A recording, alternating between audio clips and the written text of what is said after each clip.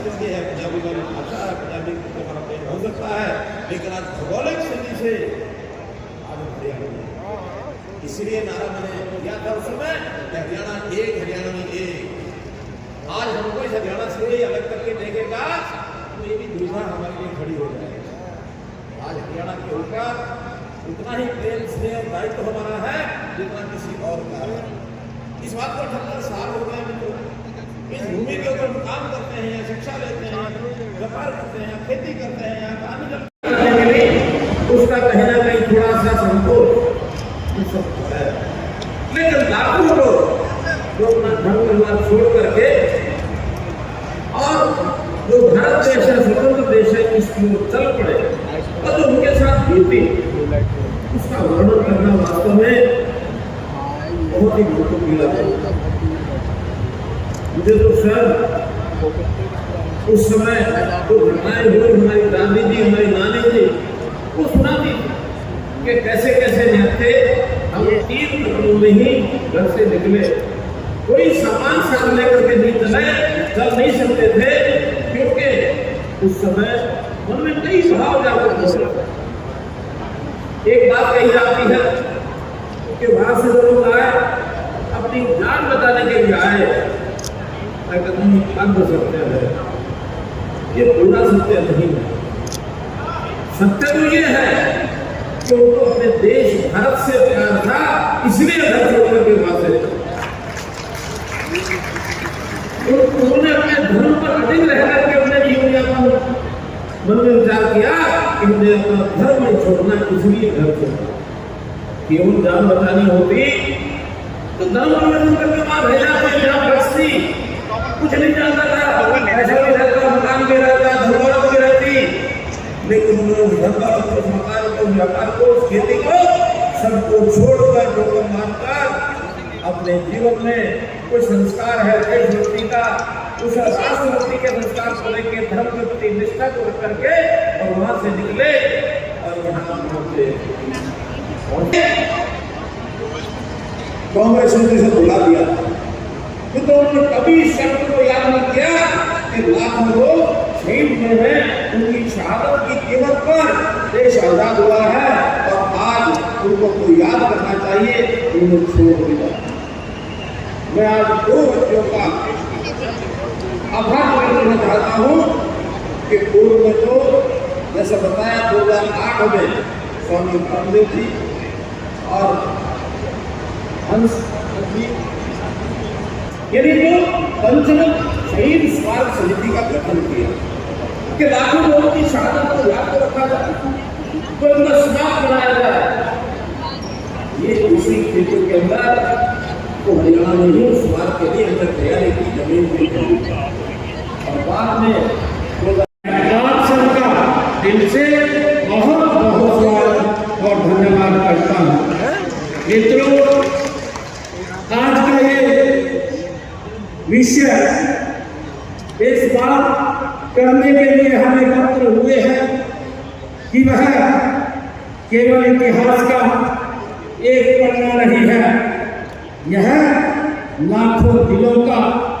एक जख्म है जो विभाजन विभीषिका समृद्धि दिवस के रूप में आज हम थे आजादी की पूर्व संध्या के अवसर पर हम यहाँ एकत्र आए हैं। यह दिन हमें वर्ष 1947 में जो उस भयानक समय की याद दिलाता है जब भारत का विभाजन हुआ था। हाँ, इस विभाजन में न केवल देश को 2 टुकड़ों में बांटा, बल्कि लाखों परिवारों को एक गहरा और दर्दनाक अध्याय भी लिख दिया है। मित्रों, उनकी पीड़ा से आहत होकर के देश के यशस्वी प्रधानमंत्री आदरणीय नरेंद्र मोदी जी ने जो देश के मंत्रालय को 20वीं शताब्दी की सबसे बड़ी क्रांति आदरणीय प्रधानमंत्री जी ने कहा है, उन्होंने 15 अगस्त 2021 को स्वतंत्रता दिवस पर आजादी के अमृत महोत्सव के शुभारंभ करते हुए इस विभाजन में अपनी जान गंवाने वाले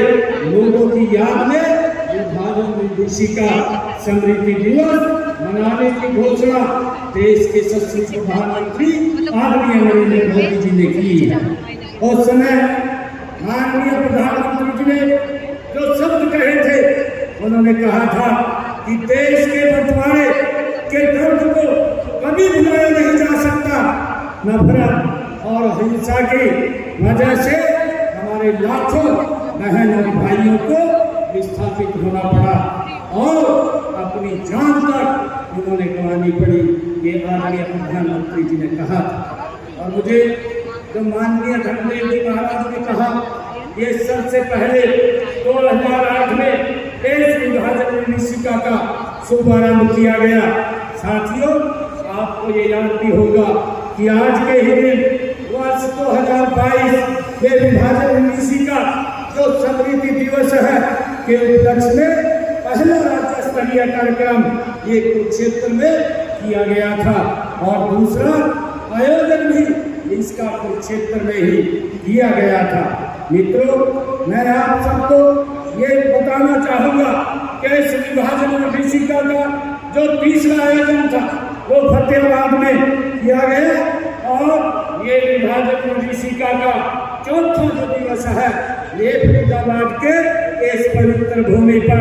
आज किया जा रहा है। यह फरीदाबाद शहर उस त्रासदी का जीता जागता ये प्रमाण है। जब देश का बंटवारा हुआ, हम सब जानते हैं, लाखों लोग अपना सब कुछ छोड़ करके यहाँ आए थे और वे लोग जिन्होंने अपने घर बार, अपनी जमीनें, अपनी विरासत को खो दिया था, उनके सामने एक अनिश्चित भविष्य था, लेकिन उनके हौसले वो बुलंद थे। फरीदाबाद को उनके पुनर्वास के लिए एक नया शहर बनाने का निर्णय लिया गया। यह सिर्फ एक शहर नहीं बल्कि आशा की एक नई किरण ये बन करके उभरा है। हमारे विस्थापित भाइयों और बहनों ने हमारी मेहनत और लगन से इस शहर को खड़ा किया है। उन्होंने न केवल अपने लिए एक शहर, नया शहर बनाया है, बल्कि इस शहर को हरियाणा का एक प्रमुख औद्योगिक क्षेत्र भी बना दिया है।